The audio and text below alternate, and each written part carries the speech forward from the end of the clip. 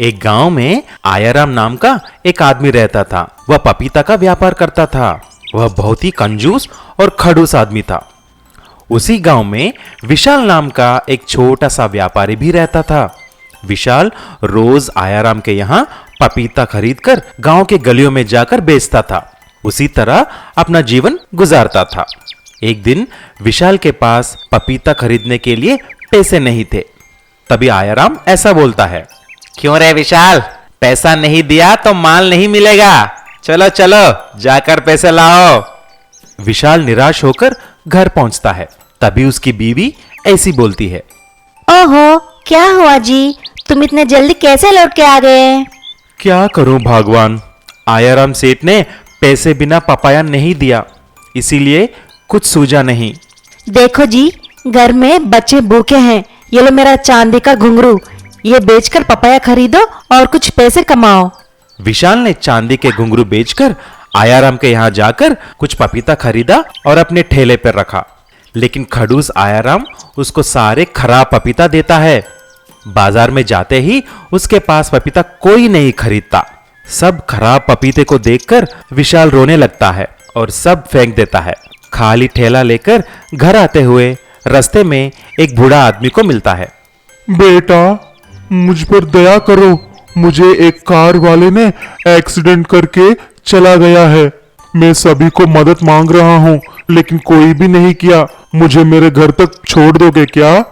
ठीक है काका, आ जाओ, मेरे ठेले पर बैठो।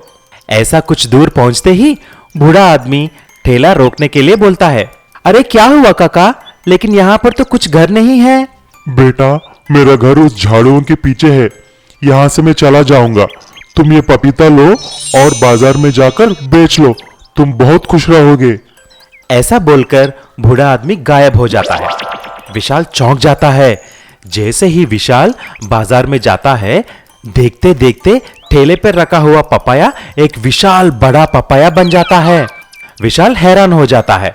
सभी लोग उसे देखने वहां पर आ जाते हैं। फिर विशाल ने उस पपाया को काटकर बेचना शुरू कर दिया। वह इतना स्वादिष्ट था कि पूरा का पूरा पपाया बिक गया और ऐसा वह 5,000 रुपए कमाता है। हे भगवान, तुमको लाख लाख शुक्र है, तुम्हें उस काका के रूप में आकर मुझे सहायता किया है। बाद में विशाल जाकर सारे पैसे अपने बीवी को देता है। अरे ये क्या है जी, इतना सारा पैसा?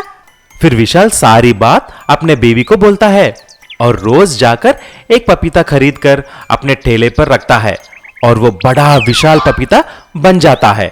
ऐसे ही उसे बेचकर बहुत खुशी से रहने लगा। बहुत समय पहले दुर्गापुर नाम का एक गांव रहता था। उस गांव में शंकर नाम का एक किसान अपने पत्नी दुर्गा और बेटा विनोद के साथ रहता था। शंकर के पास थोड़ा ही जमीन था और वह उसी पे टमाटर का खेत लगाकर खेती करता था। लेकिन कुछ दिन से शंकर का तबीयत कुछ ठीक नहीं था। वो बुरी तरह से बीमार पड़ गया और कुछ भी काम कर नहीं सका। उसका घर चलाना भी बहुत मुश्किल हो गया था। तभी विनोद खेती करना शुरू कर देता है। पिताजी, आप बिल्कुल परेशान मत हो, मैं पूरा काम संभाल लूंगा, बस आप जल्दी ठीक हो जाइए। लेकिन कुछ दिन के बाद शंकर उसकी बीमारी की वजह से गुजर जाता है और उसका टमाटर का खेत भी खराब हो जाता है। विनोद बहुत उदास हो जाता है और एक मंदिर के यहाँ जाकर रोने लगता है।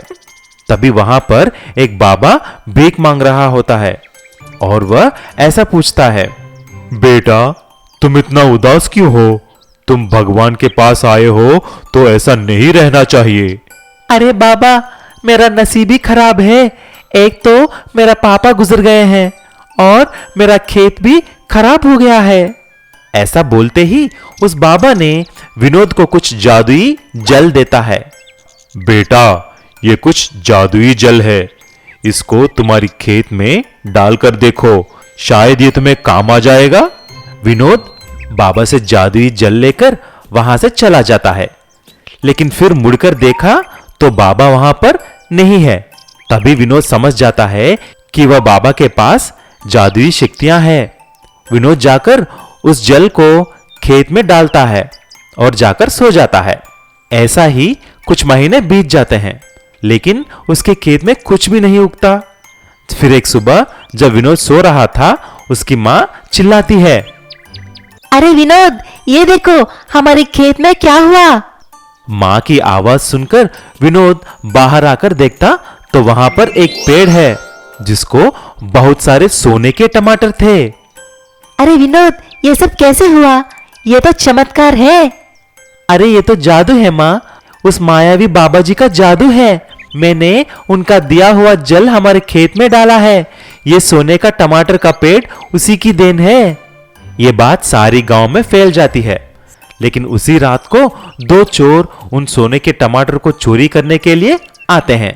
जब वह चोर उस पेड़ के नजदीक आकर टमाटर को तोड़ने लगते हैं, तभी वह जादुई पेड़ बोलने लगती है, अरे ओ मूर्ख चोर, चोरी करना महापाप है।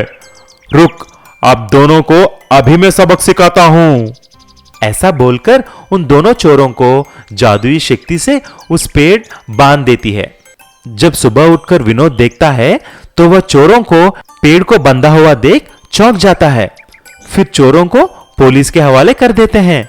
तब से विनोद सोने की टमाटर बेचकर खुशी खुशी से रहने लगता है। बड़ा ट्रैक्टर टायर और चोर। जंगपुर गांव के पास के जंगल में एक गुफा में सोनू और उसकी गैंग रहती थी। सोनू की गैंग आसपास के गांव से चोरी का सारा सामान गुफा में इकट्ठा करते थे। वो आसपास के गांव में जो भी सामान चोरी करते, जैसे सोना, चांदी, बर्तन और बाकी कीमती सामान, उस गुफा में छुपा दिया करते थे। लेकिन चोरी करने के कारण उन्हें हमेशा पुलिस का डर लगा रहता था। लेकिन जंगपुर और आसपास के गांव में चोरियां बढ़ने के कारण पुलिस वहां पे दबिश देने लगी और उन्होंने सोनू गैंग के एक दो चोरों को पकड़ भी लिया था। लेकिन किसी भी चोर ने अभी तक गुफा का पता नहीं बताया था। यह देखकर सोनू चोर की चिंता बढ़ने लगी। भाइयों, कुछ सोचो, अगर पुलिस हमारी इस गुफा तक पहुंच गई तो हमारी सारी मेहनत बेकार हो जाएगी और सालों से जो हमने यहाँ धन इकट्ठा किया है वो सारा पुलिस पकड़ लेगी। लेकिन उस्ताद, हम क्या कर सकते हैं? बाहर तो पुलिस का सख्त पहरा है।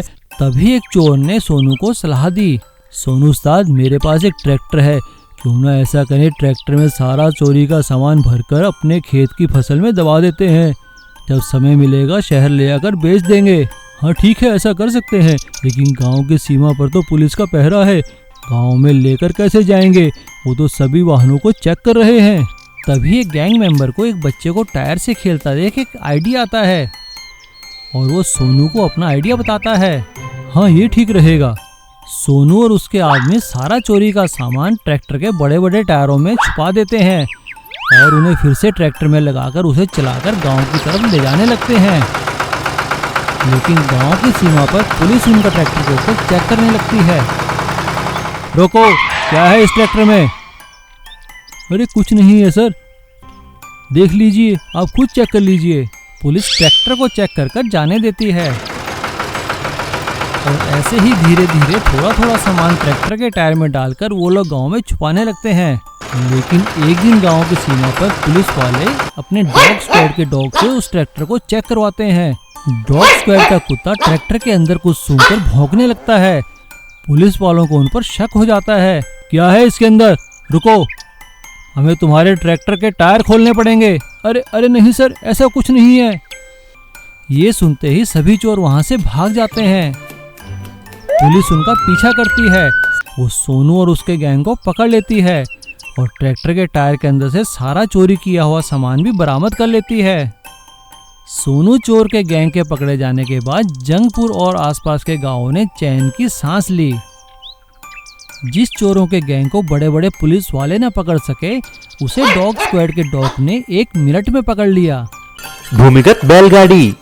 बदलापुर बिहार का एक छोटा सा गांव था। उसमें सुभाष नाम का एक आदमी रहता था। सुभाष उसके माता पिता और एक भाई छोटू के साथ रहता था।